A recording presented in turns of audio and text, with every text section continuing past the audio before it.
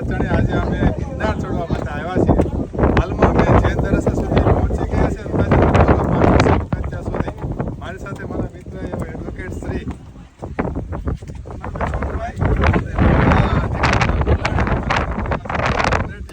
આજે અમે આ ગિરનાર ચડવા માટે આવ્યા છીએ.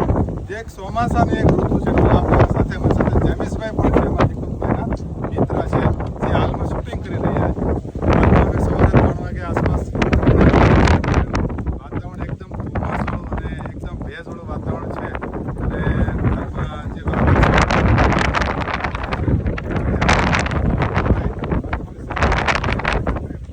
કેવું લાગે છે તમને આમાં?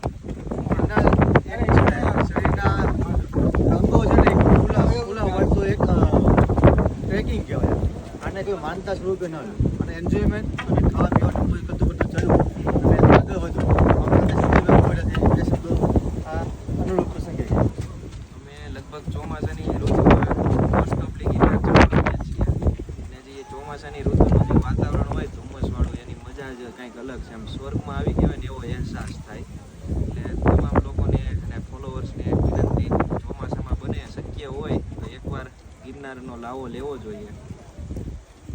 અમે તો દર વખતે આવીએ છીએ. અમારે એક મિત્ર પણ આ વખતે આવ્યા નથી. એ પ્રકાશભાઈ કોરટ એડવોકેટ છે. એ આ વખતે ગુલ્લી મારી ગયા છે. એની બૈરીએ ના પાડી એટલે બૈરી ના પાડી. પણ એ પણ એક મિસિંગ કરશે કે નેક્સ્ટ ટાઈમ અમે પણ ફરી વખત બધા સાથે આવીશું. જમીશભાઈ, તમે આજ પહેલી વખત આવ્યા છો તો તમારો શું અનુભવ છે? આપણો અનુભવ શું હોય? જેમિસભાઈનું વજન લગભગ 121 કિલો છે અને એ અમારી સાથે એન્ડ સુધી સપોર્ટ આપ્યો છે. તમે આવો છો એનું બોડી ધન્યવાદ દેવો જોઈએ જેમિસભાઈને. 121 કિલો વજન છે ને ગિરનાર ચડે છે અત્યારે મારી સાથે. આપણને કેવું લાગે ક્યાં સુધી આપણે દર ચોમાસા એક ટ્રીપ કરશું?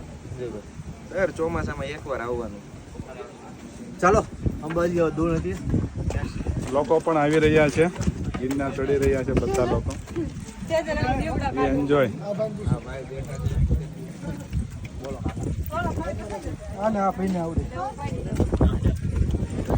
કાકા, હા, તમને કેવું લાગ્યું આપણે ગિરનાર? ગિરનાર થી મજા નથી ક્યાંય.